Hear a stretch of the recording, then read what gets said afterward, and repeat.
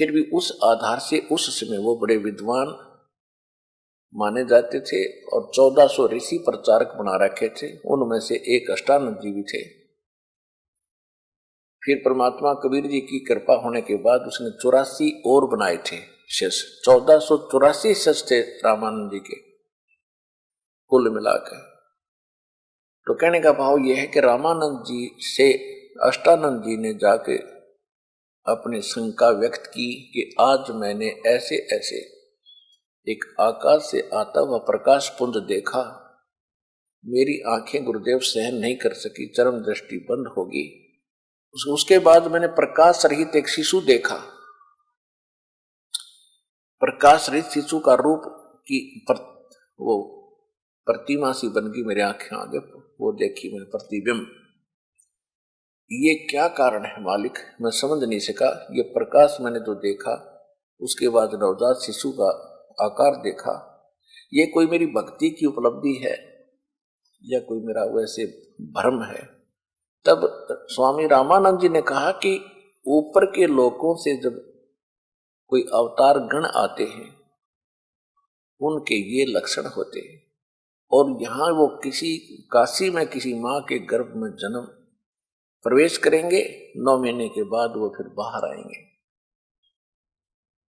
अब स्वामी रामानंद जी को इतना ही ज्ञान था कि इनके भगवान माँ से ही जन्म लेते हैं, अवतार भी माँ से जन्म लेकर आते हैं। अब गुरु जी जो शंका समाधान कर देते हैं, शिष्य के लिए फाइनल होती है। अष्टानंद का शंका समाधान जैसा रामानंद जी ने कराया वो कर दिया। उधर से एक नीरू नीमा नाम के एक मुसलमान जुलाहे थे। इसी जन्म में वैसे वो ब्राह्मणी थे। गौरी शंकर नाम था नीरू का, सरस्वती नाम था नीमा का। मुसलमानों ने उनको जबरदस्ती मुसलमान बना दिया था, जिस कारण से पहले वो शंकर जी के पुजारी होने के नाते शंकर जी की शिव कथा सुना करके वो अपना रोजी रोटी चला रहे थे।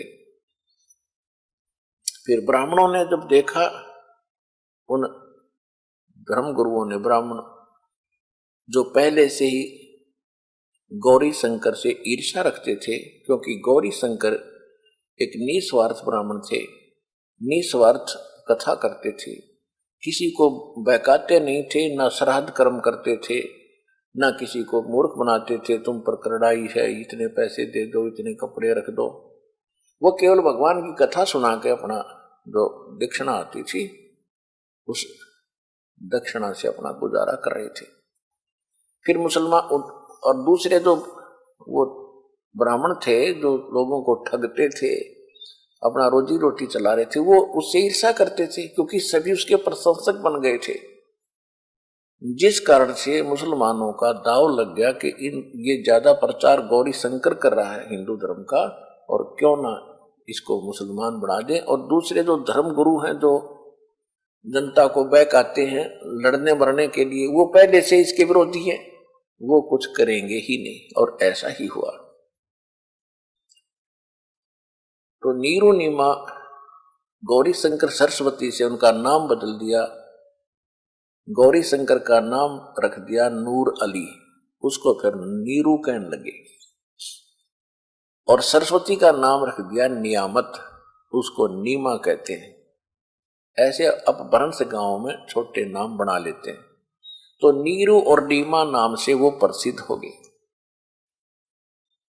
तो नीरू नीमा निसंतान थे, उम्र 60 के आसपास हो चुकी थी। भले ही वो मुसलमान बन गए थे, लेकिन फिर भी भगवान शंकर की याद उनको हमेशा बनी रहती थी। तो एक दिन नीमा ने विशेष उसी दिन स्नान कर, और उनको गंगा में स्नान करना बंद कर दिया, उस घाट पर जहां ब्राह्मण नहाते थे गंगा में। तो उनके लिए समस्या आगे स्नान करने की, प्रतिदिन स्नान करना उनके लिए अनिवार्य था। तो वो भी स्नान करने के लिए प्रतिदिन उस लहर तारा तालाब पर जाया करते थे। जिस दिन परमात्मा वहां सतलोक से चलकर आए, कमल के फूल पर लहर तारा तालाब में प्रकट हुए, अष्टानंद जी ने उनको देखा। उसके बाद उसी दिन सुबह सुबह उसी वक्त उठकर वो दिल्ली आते थे। ब्रह्म मुहूर्त में। तो नीरू नीमा दोनों अपने घर से चलते हैं कुटिया से। तो नीमा को पहले दिन कोई ऐसी संसारिक रिश्तेदार कोई उनके घर आ गई, उसने भी नीमा से पूछा कि आपके कोई संतान नहीं है? तो उसने कहा नहीं, संतान नहीं है। तो ये बात चली पड़ती है कि संतान तो होनी चाहिए थी, भगवान या क्या किया परमात्मा ने आपके साथ? कोई बच्चा है तो संसार में हिस्सा है, नहीं तो ऐसे ही दुखी होकर मर जाना है। ऐसा जन्म हुआ या ना हुआ बराबर है। तो जैसे संसार के विचार ऐसे ही होते हैं, लेकिन परमात्मा के अध्यात्म मार्ग के इसके विपरीत विचार होते हैं। यहां जिसके भी कोई संतान है, ये कोई वैसे नहीं है लड़का है या लड़की है, ये नाता रिश्ता कोई जुड़ा है। ये पिछले संस्कार हैं, पिछले जन्म का आपने किसी का लेना है, किसी का देना है, वो पुत्र पुत्री रूप में आपसे प्राप्त कर रहे हैं। और जिनके संतान नहीं है वो फ्री हो चुके हैं, उनका कोई अभी किसी से लेना देना शेष नहीं है। यदि उनको भक्ति मिल जाती है, वो तो बहुत आसानी से पार हो सकते हैं, बहुत ही आसानी से, उनको तो देर नहीं लगे। लेकिन हमारे संसार के विचार उनको इतना विचलित कर देते हैं, वो भक्ति तो भूल जाते, एक खीरट लगा लेते, संतान हो संतान हो संतान हो। अब वहां संतान भी नहीं हो सकती ऐसे कहने से, क्योंकि उनके भाग्य में नहीं।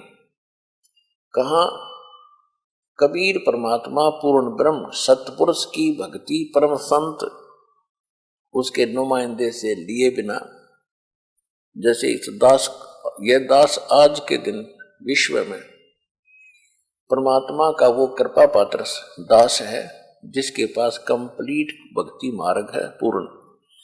और जो भगवान सुख देता है परमात्मा इस दास के माध्यम से आपको सारे देगा, तो उसका विधान है। जो इस दास के अतिरिक्त या परमात्मा आए थे उसके अतिरिक्त अन्य कहीं भी भक्ति भी कर रहे हैं और उनके कोई ऐसी आपत्ति है, जैसे संतान के ऊपर बात चल रही है, तो वो वहां तो संतान उनको मिलनी ही नहीं, और तो वो रट लगाकर फिर क्या करते हैं, कोई बच्चा गोद लेते हैं किसी का। अब ठीक है, बच्चा गोद ले लिया, बड़ा होकर के बच्चा तो देखो अपना हो चाहे गोद वाला हो, अपने जिनकी संतान है उनको मालूम है, बड़े होकर शादी होने के बाद बच्चे कितना उनके अनुकूल चलते हैं, वो अपने हिसाब से चला करते हैं। तो उसको अंत में जिन्होंने बच्चा गोद लिया है, अंत में उसका विवाह भी होगा, उसके बच्चे भी होंगे, वो फिर बूढ़ा बुढ़िया बाद में बैठ कर रोते हैं कि देखा हमसे ये ऐसा व्यवहार कर रहा है, हमारा अपना बच्चा होता तो क्या ये ऐसे करता, यानी फिर उससे भी छिक लेंगे, वो लास्ट में उससे भी तंग आ लेंगे। और फिर विशेषकर माई के मन में यह बात निकलती नहीं मन से कि भगवान मेरा अपना बच्चा होता, मेरा संतान नहीं हुई, इससे कसक में वह मर जाती है। अब काल कितना जालिम है, ये कुछ सुख तो दे नहीं सकता, दुख दे सकता पूरा।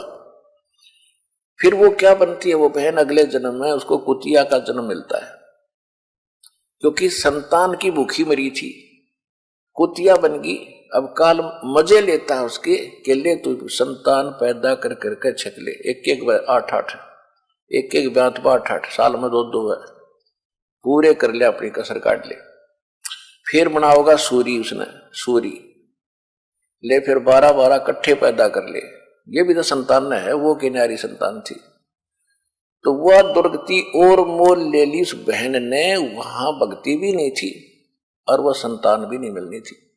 और यहां क्या होगा, भगवान के शरण आने से एक तो ज्ञान होगा, अगर परमात्मा चाहेगा तो आपको संतान भी देगा। भगवान के हाथ में सब कुछ, 1 मिनट में हाथ जुड़वा देगा भगवान।